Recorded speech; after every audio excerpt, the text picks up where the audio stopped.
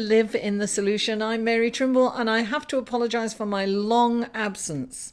I needed to give myself time over the holidays to properly mourn my mum and to spend time with my family. This was my mum's holiday, my holiday, so it was a bit of a difficult time, but still it was still full of some joy and happiness and community. So I just needed to take that time for myself. So I apologize. I am back, darling.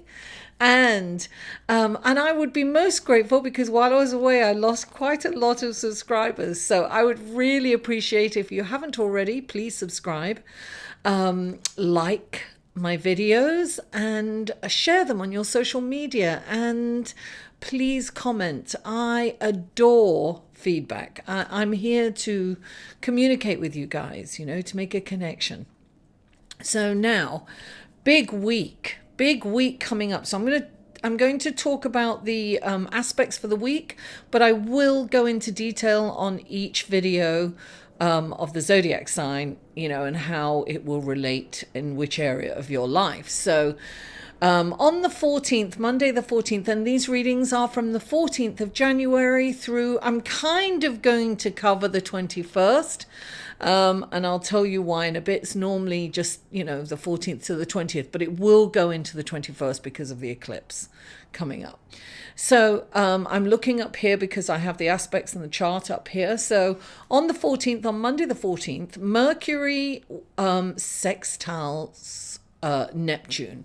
I'll go into detail in your video. On the 18th, the moon moves into Cancer. Beautiful, emotional, kind of compassionate time. Then Venus trines Mars on the same day.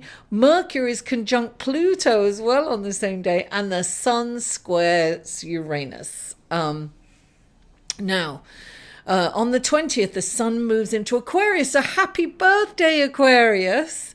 Venus is square to Neptune on the same day. And then on Martin Luther King Day, the 21st, actually it's the 20th and the 21st, depending on where you are in the world. But this is a super moon. And a super moon means that the moon is very close to the Earth in its orbit, right? So it's going to appear huge, and it's going to be a blood moon. So it's going to kind of have that rusty look to it. And that's because as it enters, as it gets closer to the Earth, the sun, which is opposite, because that's always happens on a full moon, the sun is opposite the moon. And as it moves into the orbit of the Earth, the fractal of lights makes it appear reddish, rustic kind of color. Now, this is a total lunar eclipse, a full moon total lunar eclipse. We won't have another. And this is the first of the year. Guys, we have 5 eclipses this year, which is kind of a lot. But this is the first of the year, and we won't have a total lunar eclipse like this, a supermoon, until March of the year 2021. So that's a long time to wait. Anyway, so that is they are the aspects for the week. So this is going to be the intro. This will be put on every video, and then we'll go into your horoscope. Okay, so let's go to your horoscope, shall we? Hello, Leo, and welcome to your reading for January the 14th through January the 20th. And it's really going to go into the 21st because of the eclipse. It really happens on the night of the 20th, but goes into the morning of the 21st. So thank you for your patience. Let's start with your horoscope, shall we? Mercury and Neptune are having a very nice conversation, and their, I want to say collusion, their cooperation is giving you, it's enabling you to envision a healthier you. It's almost like, I'm looking over here because I'm looking at your chart, but it's something that you didn't feel was possible, that you felt that it was unattainable, to see you as being healthy or to even start a health regimen. But on the 14th, it's almost like you suddenly see the possibility and the visual of you being very healthy and starting. And in fact, you can actually have you could actually design something fun, some fun activity that's going to get you into shape. And a new health regimen in. I just saw a sphere. It's nice to know Spirit's here.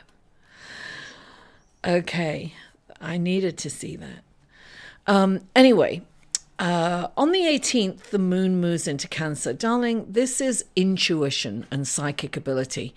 This is a time for you to quietly nurture yourself. Spend time in meditation or, a yoga class, something that's going to quieten your mind, because it's a sensitive time. When the moon moves into Cancer, and it's a very nurturing sign. So nurture yourself, Leo. Now, Venus is also on the same day, Venus is in a beautiful relationship to Mars. Venus is the planet of love, beauty, finance, and Mars is the planet of action, right? So an adventurous love interest is possible here on this day. But enjoy it for what it is. If you can have fun with it and stay in the moment, then great, go ahead. But it may not have staying power. I just want you to understand that. So it's important to just stay in the moment. I am shuffling your cards. I have blessed them and shuffled them. Now, Mercury is cozying up next to Pluto in your house of wealth, earning, personal income, and health as well. I feel like you'll have the concentration to detail, right? And the depth, and you can really improve your status and earning capacity at work. I really think that that's a possibility with Mercury conjunct Pluto. Now, particularly if you're in the medical or healing profession, this is a wonderful opportunity for you to improve your status at work. Now, also on the same day, there's a lot going on the 18th. The sun is square to Uranus. Now, unexpected health issues could come up. You could get a virus or something silly like that. It might arise that will cause you to transform the way you take care of yourself. So I feel that transformation is already in play. I feel that you're really dealing with it head on, and you're taking steps. Even if they're baby steps, you're taking steps. Or if you're not, I suggest you do, for a more healthful lifestyle. Now, on the 20th, the sun moves into Aquarius. So this is in your house of relationships. I feel like your focus will be on helping your loved ones in some way. I feel like you want to be kind of service. And your focus is definitely on your relationships with the relationship with your partner or your children or relatives, siblings, or friends. Whatever the relationship is, I feel that you're going to focus on helping your relationships. Oh, okay, there you go. There's the 3 cards that came out. Okay, now we need the clarifying cards. Now, so Venus has moved into a challenging relationship to Neptune. So, and this could mean that you are you may view a relationship differently than you did before. Or you may view a relationship in a way that's not kind of realistic. So you may have these deep, deep feelings for someone, or you're very, very, you think you've got like your best friend and very, very close. And yet in reality, the other person doesn't feel the same way.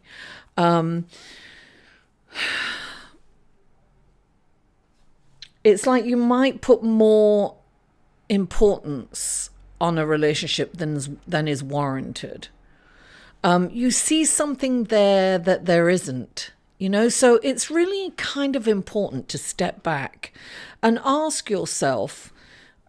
I think also during the eclipse, things are put in front of us where we have to evaluate our relationships. I feel that this is going to come to light for you. So you may have had those unrealistic expectations in your relationships, but I feel that this is all coming to an end, or a crescendo, if you like, where you will see your relationships for what they really are and how they are. The eclipse is going to highlight how you behave in relationships and how you relate to other people.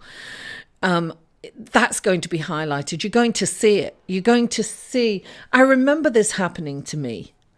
I remember thinking, I really cared about this person. I thought they were like my best friend. And then something came to light and I thought, oh God, they don't feel the same way. And I was shocked. But then it made me look at how I used to put my all into, and I still do put my all into some relationships that deserve it. I no longer put, that importance onto relationships that are, what's the word I'm looking for? Shallow. Or surface. So I'm very, very careful about where I put my energies in relationships these days. And so you have to kind of go through that pain, perhaps, or acknowledgement, or realization in order to move forward. Okay, so that's the eclipse. So in the eclipse, you're going to have to kind of leave something behind. I'm getting that it's probably your behavior, because you can't kind of put it on the other person. It's how you perceive something. So it's about you changing your behavior. Okay, so these are the oh, darling, they came flying out. Okay. Here we are. Now we're going to clarify. You have a lot of messages, Leo. Let's see what's going. Oh, gosh, that came flying out too. Okay. Very interesting. Okay, and clarify. Oh, that's it. Oh, wait, that's it, yes. Oh, there are two here. Oh, no, that's that one. Okay. I love it. Okay, so the first card out for you, Leo, is the Queen of Wands. Passionate fire. She's like, look, she's like the hostess with the mostess. She goes out. She's one of those people that kind of has it all. She has the career. She has the family. She's the wife. She's the business owner. She's the, executive. She's always out partying. She's the life of the party. She's just charismatic.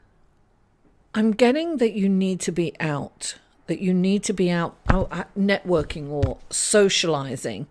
I feel that you will meet really helpful people when you go out. That's what I'm getting for this. And look, clarifying it is the Eight of Fire. This is fast energy coming in. Well, it's always fast energy anyway with the eclipse. So this is like really things are happening fast.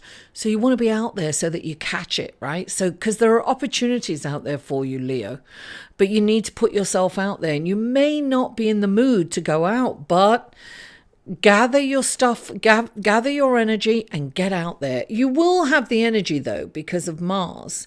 And there's a lot of fire and passion. I feel that this is a really good time for you.